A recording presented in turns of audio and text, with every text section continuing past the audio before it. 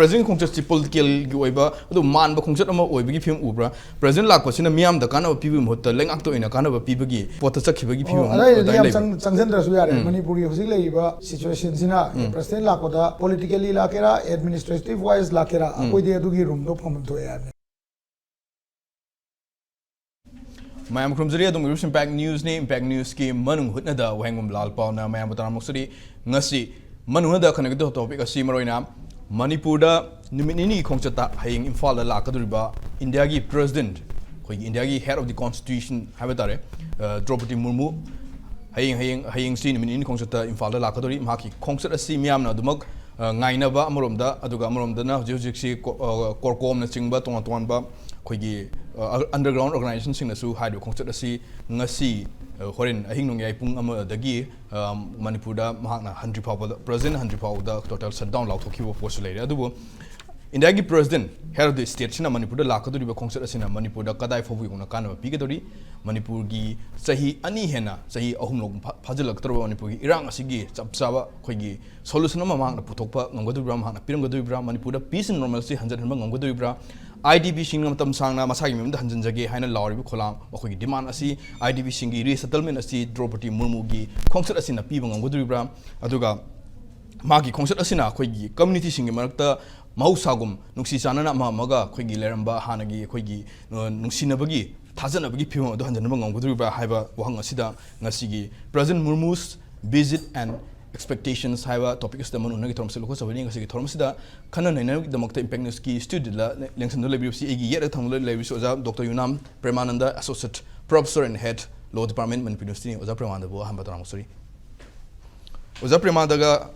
ani suba ko panelist panel members si ko United Committee Manipur gi secretary general Shanta Nahakpam lengsan bigadab ni marks di hojik lambi de leire marks hek lakpa ga join to honbagi hutong sab lojagi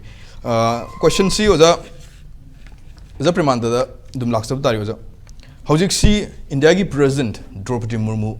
Manipur da nimini khongchata lakatori haying mak akhoi phangjaba paw da hojik paw gi oina nungthil gi punga mata matam da Imphal International Airport thunglagani ya ubhum lei airport gi thunglaraga Imphal gi Raj Bhavan hojik ti Lok Bhavan hedana nauna maming thonkre Lok Bhavan da president Murmu si changla matung da Raj Bhavan akhoi gi governor ga unar matung da Imphal gi mapal kangjebung polo ground da polo match samsu yengani habagi wahum leiri loina city convention da su mifam pangthok gi pawsu leiri duga next day no alakpa khoi December 12th na Manipur gi nupilal gi thorom da su mark si saru ya gadri bani andra maki khongchat chi gi significant over si kari obi yai aduga maki miam na su expectation mayam su torong godong mali khoi gi Impact News na kaithel da koi na chatlaga kaithel phambi ma injol sing da lower report ki matung inati President Murmu na lakpa khongchat si thoidokna Manipur da kana ga dong mande mamang da Prime Minister Modi lakpa botam da su thoidokna Manipur gi miam yai fanaba ni na pi bangam ba wafam am ta thamlam da na morga President Murmu lakpa su thoidokna kan do mande ha hom di lei adubu magi khongchat si koi gi India gi president ama lakpani na masina khudong chaba kya ama phangbi ai masi khoi lahu ho no mathok ta ha hom kya am su le mixed response ha tar oza meaning the head of the constitution ha tar India gi in the constitutional head ni laktui si highest authority ni kama yeng be ma ki bisi so president khoi gi Draupadi Murmu hayeng lakpi du sha city yam phai phai di lakpi lai ki phare khoi di lakpadi phai tawdo bu akhoi nang khangbi du se president ki power se masi kayam legi ka yaw ga de ka da constitution India da yaw du ni president si there shall be a president of India in tawga duna section 52 de hor kani ko ade 53 de yaw ga ni 53 na kai na ka executive power of the union na admana high ka executive power union shall be vested on the president have president da aseng badi government kai mati executive ne ko sai council minister kai si executive ne aduga moina parliament da sangana akoi ki kanu obe wani legislature obe lawmaker ne bo ana parliament hai si India ki parliament ji komaina magi constitute to ino hakanda two houses the parliament lok sabha rajya sabha si yauraga president ji ga sibu parliament ko president ji part of parliament ne adu akoi da thamjaningi na misi da president ki power si ngasai aseng badi constitution scheme ji yeng matam da Article 53 that yauduni executive power of the union shall be vested on the president and higher kanebo tawada bu thabok ti man independent tawya de magi sabode natra other officer ga tawra tawgani na yaurkane bako ada man yam luisi da constitution ji munna pawada akoina khangbi du se kainoni president ki powers ani sui amana discretionary power discretionary di council minister ki ayaba yawda sumana discretionary power kodom hayang government formation tawbada kanom party na government semdu no haidu di adai du di my discretionary power le bako largest party the parton tawduira leidra ko natraga election tawra matungda postpone alliance da tawgodra haibna singba adu mudu president adu discretionary power ni discretionary power yam leitaba president je leiti kari gino hakana khoi masi padoshi article 53 pabiro adagi 76 sisu mari leni 76 na kai hakanda conduct of the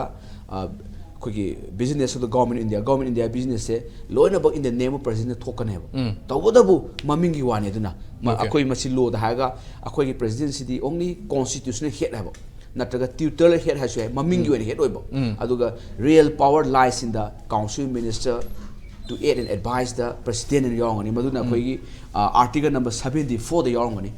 ko state 163 haidna ko 163 council minister headed by chief minister to aid in the advise the governor haibado maina center the su council minister headed by prime minister to aid and advise the president in yong ani ko aduna akoi gi article 74 aduna president powers committee leiti di adu jahik manipur di president rule pr na ribani na magna lakpasi president na lakpasi mamang da normal matam da popular government lay matam da lakpada gi di pr lengai da lakpasi na khare hena magi significance am lay ga mali magi power in terms of power bu oiro sida kari akoina kana to sida uhoba hauji ki du ne kulong saw lo president rule lay si su kaim na ti ne president rule lay si su 356 akoi da impose to si su this is nothing aina to in haibado akoi gi breakdown of constitutional machinery in the state high ne my caption du na title du na 356 ki adu man president rule thamai sina state government cannot be carried on its function in accordance with the provision of this constitution adi constitution India sigi po ne bako adu su kaide thamai no hakanda akoi gi report submitted by governor or otherwise haba governor report am thamangani natra otherwise adi atoba source ki report lorongani natra animak loroga su president rule thamai ne bako adu thamai du su saigi advice tender by council minister na president rule Manipur thamo advice bi rakadoi ne aduna aina khambada presidency di stam gumani magi discretionary power kharle presidency da yam activist over president ka thekna ki khodam haibada dr APJ Abdul Kalam haibugumba moi si di adagi di janin kari singena mama de lerami ko Indira Gandhi matam da moi sina khara khatang kantak tawi moi sina khara discretionary power sine yo moina aduna ta presidency di just stam gumani moi si di kaimta ngam jaba jan te da aduna aina khambada activist oiba president oibra oidabra akoi gi Dorobati Murmu ka har highness madu yengmum changi aduna adugi potu hujumaki di udri ko okay ado aina laksa ningu so Dorobati Murmu akoi presidency ma akoi gi tribal nupi mani have ma tribal community da belong to bani na minority da belong to bani na haji akoi na miyam na longnei si Manipur da is minority am leiba aduga tribal people yam leiba state am oibani na aduga Manipur da haji more than 2 years hena 2.5 years hena Manipur si unrest leiba wa homa haji si peace ki process da sangkal patam tam sangkal ko mi ta tar ga su haji ki sigumba unrest situation si da koi gi peace ki development stage si da magna lakpa si koi bigger picture moina yengba kanta isam samna adum lakpa concept ni lagudra symbolic oiba isam samba aduga kari significance oiba yai habagi wa homduni president labu di lakto si maroi le nupilan gi pot amadi haidan ko nupilan gi function yawba nupilan si am significant India ante pacific history da nupi sing emancipation adi nupi sing gi magi ngasai gi government gi repressive measures sindugi mathakta moi lan haga numi kapno bu nateba mamingi wani lan haiba ni mai di ngasai gi kanoni repressive oiba adugumba oppressive oiba rule dugi mathakta rest tawraga akhoi su akhoi gi khonjel piba ngami akhoi gi power si masai repressive oiba rule du change tawraga sumaina reformation porpa ngami utli ne ba nupi lan si adai gi potu dani president lai se aduga president lak pasna thoidok na Manipur irang si amadi lei ningjing eram pana haisi ama lai irang si May 3rd 2023 da hori ne bako adu May 3rd 2023 sida irang horom dai sida ngasai matam dugi vice president se akhoi gi dunker se akhoi lu sida phami akhoi ju phami si misa phami vice president phami ade akhoi vice chancellor phami ade akhoi me mamang na phamaga function tawri badai ni hana sunu mai tha hori se chief minister go hangada chalam phong photo tong na ri bako adu duni pau phang na give si adu aina haizari na sidei da ꯂꯥꯏꯒꯤ ꯋꯥꯌꯦꯟꯗ ꯂꯥꯛꯑꯒꯗꯤ vice president ꯂꯥꯛꯄꯗ ꯏꯔꯥꯡꯁꯤ ꯃꯩ ꯆꯥꯛꯈꯤꯕꯅꯤ ꯑꯗꯨꯅ president ꯂꯥꯛꯄꯁꯤꯗ ꯉꯁꯥꯏꯒꯤ ꯃꯥꯒꯤ power ꯂꯩꯕ ꯂꯩꯇꯕ constitution head ꯑꯣꯏꯕ ꯇ꯭ꯌꯨꯇꯣꯔꯤꯌꯦꯜ ꯍꯦꯗ ꯑꯣꯏꯕ ꯗꯦꯁ ꯗꯤꯐꯔꯦꯟ ꯊꯤꯡꯅꯤ ꯑꯁꯦꯡꯕꯗꯤ ꯐꯕꯝꯗꯤ ꯊꯣꯛꯏꯕ ꯚꯥꯏꯁ ꯄ꯭ꯔꯁꯤꯗꯦꯟ ꯂꯥꯛꯄꯗ ꯃꯩꯗꯨ ꯆꯥꯕꯅꯤꯅ ꯄ꯭ꯔꯁꯤꯗꯦꯟ ꯂꯥꯛꯄꯗ ꯃꯩꯗꯨ ꯃꯊꯟꯇ ꯃꯨꯠꯄ ꯌꯥꯕꯒꯤ ꯄꯣꯠ ꯑꯃꯗꯤ ꯂꯩ ꯂꯥꯏꯒꯤ ꯋꯥꯌꯦꯟꯗ ꯍꯥꯏꯔꯒꯗꯤ ꯍꯥꯏꯗꯤ ꯚꯥꯏꯁ ꯄ꯭ꯔꯁꯤꯗꯦꯟ ꯂꯥꯛꯄ ꯍꯧꯈꯤꯕꯅꯤꯅ ꯄ꯭ꯔꯁꯤꯗꯦꯟ ꯂꯥꯛꯄꯁꯤꯗ ꯑꯩꯈꯣꯏꯒꯤ ꯂꯣꯏꯁꯤꯟꯕꯒꯤ ꯀ꯭ꯂꯣꯖꯤꯡꯒꯤ ꯄꯣꯠ ꯑꯃ ꯑꯃꯗꯨꯅ ꯀꯩꯅꯣꯗꯨꯅꯦꯕ ꯑꯩꯈꯣꯏꯒꯤ ꯂꯤꯂꯥ ꯍꯧꯕꯗꯨꯅꯦ ꯑꯣꯄꯅꯤꯡꯗꯨꯅꯦꯕ ꯏꯅꯣꯒ꯭ꯔꯦꯜ ꯐꯪꯁꯟꯗꯣ ꯑꯥ ꯇꯧꯔꯝꯃꯕꯅꯤ나 ꯁꯣꯛꯀꯟꯗꯅ ꯀ꯭ꯂꯣꯖꯤꯡ ꯐꯪꯁꯟꯗꯨ ꯃꯣꯏꯅ ꯇꯧꯒꯗ꯭ꯔꯥ ꯑꯗꯨꯒꯤ ꯁꯨꯝ ꯐꯥꯒꯤꯅꯤꯀꯣ ꯑꯗꯨꯃ ꯑꯗꯨꯒ ꯄ꯭ꯔꯦꯁꯤꯗꯦꯟ ꯑꯣꯏꯅꯗꯤ ꯂꯥꯛꯏꯁꯤꯗꯤ ꯐꯩ ꯂꯥꯛꯏꯁꯤ ꯐꯩꯗꯤ ꯃꯉꯣꯟꯗ ꯄ꯭ꯔꯣꯕꯤꯖꯟ ꯑꯃ ꯌꯥꯎꯔꯤ ꯍꯌꯦꯡ ꯀꯣꯟꯁꯇꯤꯇ꯭ꯌꯨꯁꯟꯗ ꯑꯥꯔꯇꯤꯀꯜ ꯀꯩꯅꯣ 78 ꯍꯥꯏꯅ ꯑꯩꯈꯣꯏꯅ ꯄ꯭ꯔꯥꯏꯝ ꯃꯤꯅꯤꯁꯇꯔꯁꯦ ꯃꯥꯅ ꯀꯧꯔꯒ ꯀꯔꯤ ꯏꯟꯐꯣꯔꯃꯦꯁꯟ ꯂꯩꯌꯦꯅ ꯎꯅꯅꯕꯒꯤ ꯔꯨꯝ ꯑꯃ ꯄꯤꯕ ꯀꯣꯟꯁꯇꯤꯇ꯭ꯌꯨꯁꯟꯗ ꯄ꯭ꯔꯥꯏꯝ ꯃꯤꯅꯤꯁꯇꯔꯅ ꯕ꯭ꯔꯤꯐ ꯇꯧꯗꯣꯏꯅꯤ ꯄ꯭ꯔꯦꯖꯤꯗꯦꯟꯁꯤꯗ ꯔꯤꯒꯨꯂꯔꯂꯤ ꯀꯔꯝꯕ ꯃꯇꯝꯗ ꯕ꯭ꯔꯤꯐ ꯇꯧꯗꯣꯏꯅꯣꯗꯤ ꯍꯥꯏꯗꯦ ꯑꯥꯔꯇꯤꯀꯜ 78ꯀꯤ ꯃꯈꯥꯗ ꯄ꯭ꯔꯥꯏꯝ ꯃꯤꯅꯤꯁꯇꯔ ꯑꯣꯐ ꯏꯟꯗꯤꯌꯥꯁꯤꯅ ꯄ꯭ꯔꯦꯖꯤꯗꯦꯟꯗ ꯀꯔꯤ ꯊꯕꯛ ꯂꯧꯈꯠꯂꯦꯁꯤ ꯕ꯭ꯔꯤꯐ ꯇꯧꯅꯦꯕ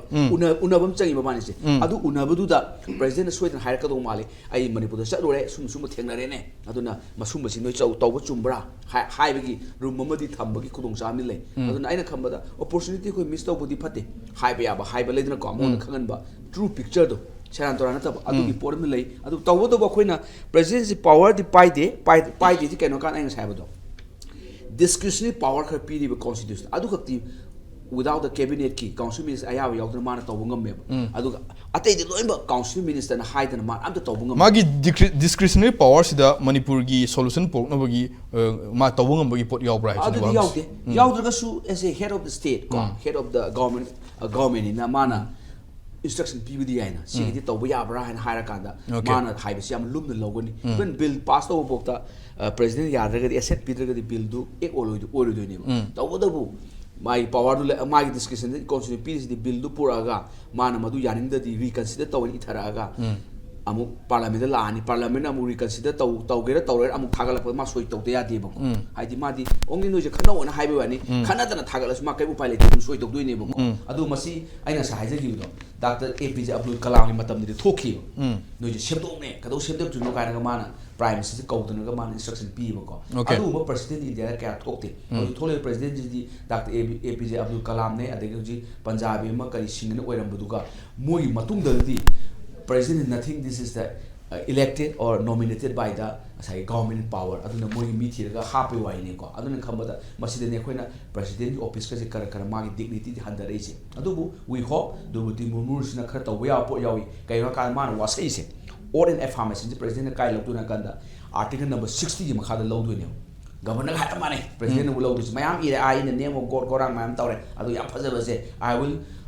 preserve protect and defend the constitution yauri my was low basida article 60 da amasidi yam phajajani da in the constitution pyramid I will preserve protect and defend the constitution and the law of the land and yauri adu yinga de ena khambada my mapita ba yai khu Manipur international person missing mayu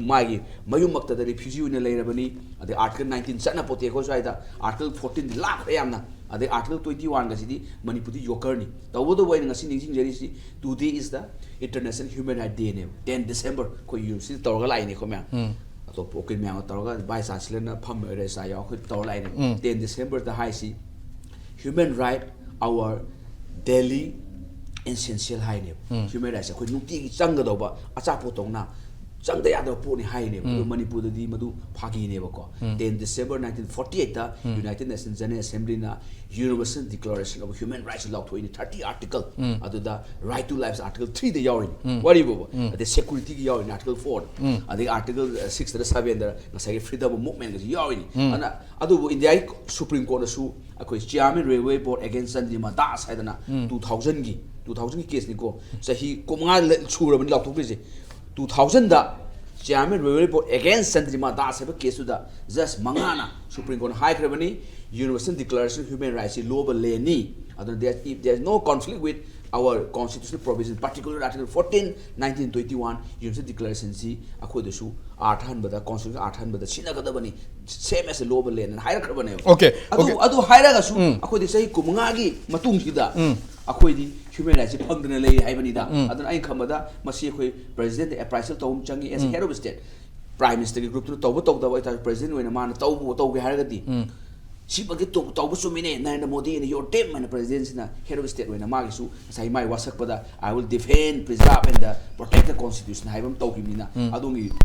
do the man tauke. Okay, hopefully ko India gi President Draupadi Murmu na Manipur da lakadu bisida Manipur gi miyamna maroina ITB singna sei ani hena thengna na lagaba awa am di khudong sa da ba duga makoi gi right ko gi human rights habda phangmam thokpa chana phangmam thokpa sigi pot sei ni hena matuna lagaba phangdana lagaba posi phangna na ba phona ba president ko gi achobu role ama lobiram logadi amena nungai ba habdu oigini habga thajab ni duna president Murmu na lakadu khongset asi khongset ki oina di afaba khongset oi magi khongset asi dagi khoina khudong sa ba dumak phangobu ya ba gi lambi khadi le adumang point adu oina su mark si president gi discretionary power da laiba pot si mark na kadai faw yong na sizinaraga Manipur gi laiba situation asi gi solution of na ba peace and normalcy na ba kadai faw yong na thawak lokholaka da gi habdum di sapchaw na hoju bodi haibang am de masi yingmene tari adubu aina makha tab si oja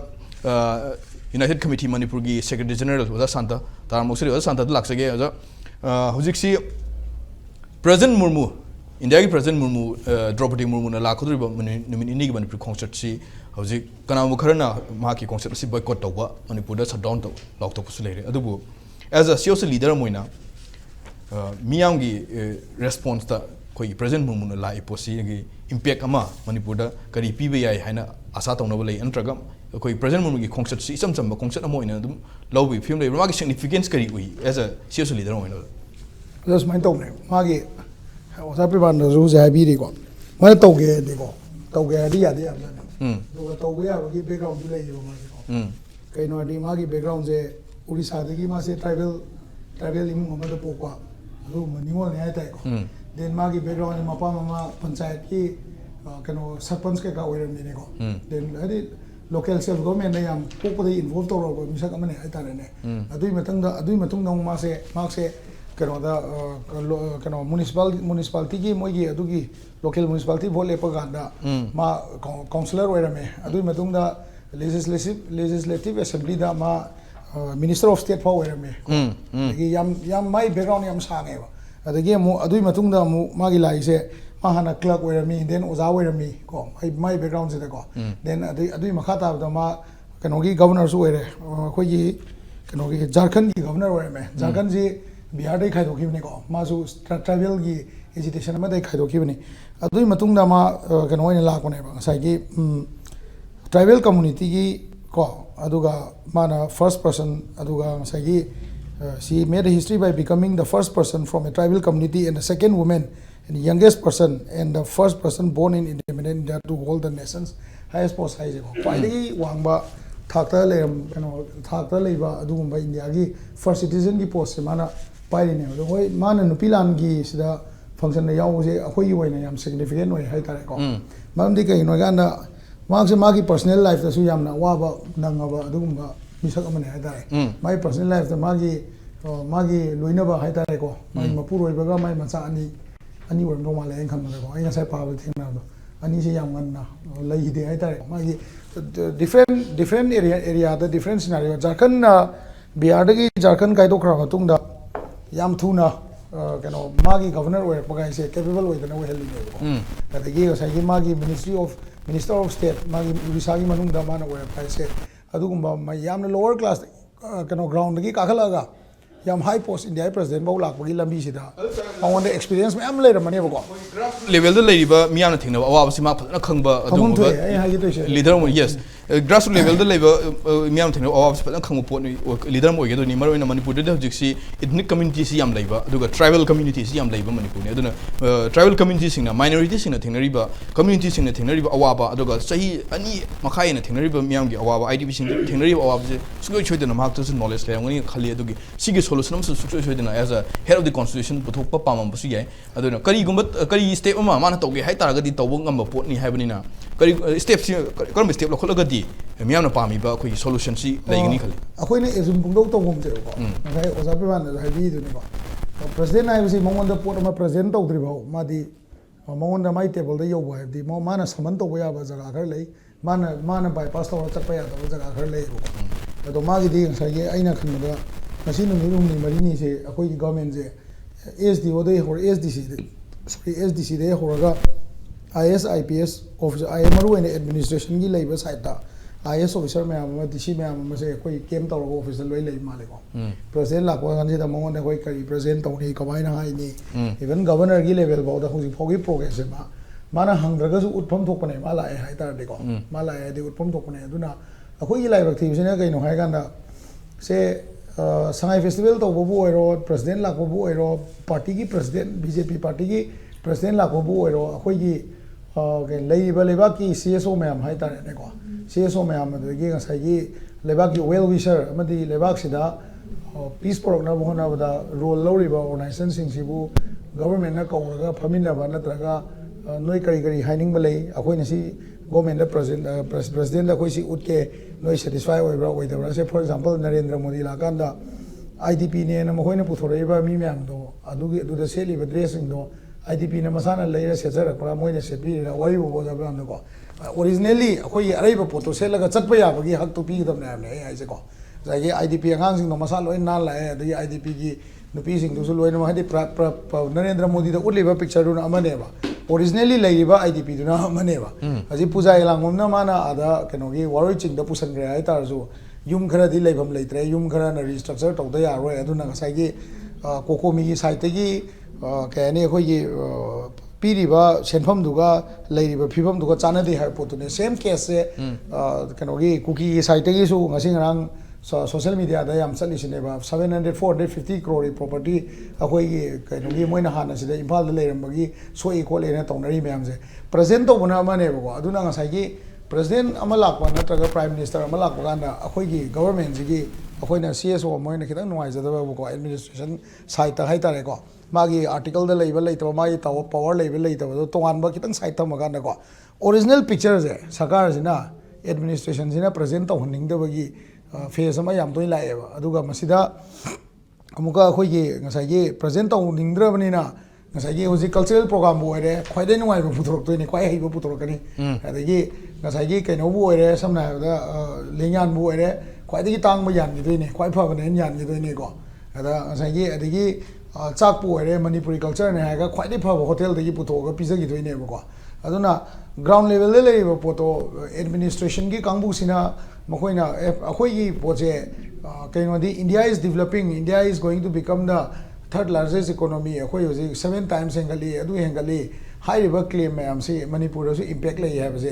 अखोइगी माइ मागी party leadership नत्रगा party की top brass उत्तया दबा अदुगुंबा democratic कैनोने procedure ने सिसे अदुना असोनबा अमोटपा नुवाइतबदी कैसु उलोयबा समना हाबदा गुजरात कैनो ट्रम लाकांदा जगह खरदा कैनो फी खाजलीदुनेबा आदि मागी स्लम दो उदनबको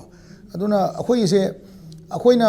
canoe the president the original ओइबा पिक्चर से अखोइना कमाई प्रेजेंट तौनी अदुगा ngसाइ एडमिनिस्ट्रेटिव ना प्रेजेंट तौरिबिसिदा अखोइना कलाइबो सपोर्ट तौबो याय अदु कलाइबो अखोइना मसु रिफ्यूज तौबो हायदि अखोइना यानिंगदबो उटपजे कलाइबो उटपा यागे हायसे अखोइ फसना मुन्ना खल्लगा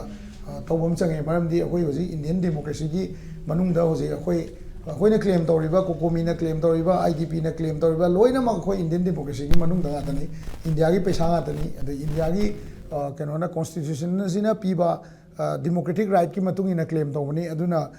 प्रेसिडेंट सिदा अखोइना उटपा मतमदा प्राइम मिनिस्टर ओइगरा प्रेसिडेंट ओइगरा इवन पॉलिटिकल पार्टी की लीडरसिंग मसिदा उतबा अमखतंग लेको उतबा हाबदी प्रोटेक्ट तौदबा अमखतंग ले कइनो हायगांदा ओपोजिशन पार्टी की प्रेसिडेंट लाकबगुंबा पार्टी की प्रेसिडेंट रूलिंग की प्रेसिडेंट लाकबगांददी अदुगुंबा प्रिपरेशन केम तौदेबा एडमिनिस्ट्रेटिव प्रिपरेशन से केम तौदेबा अदुना मदुदुना पॉलिटिसाइज तौबा यानबा चंगजलगा इवन राहुल गांधी दे कोल कपसलुबो लेदना को JP नड्डा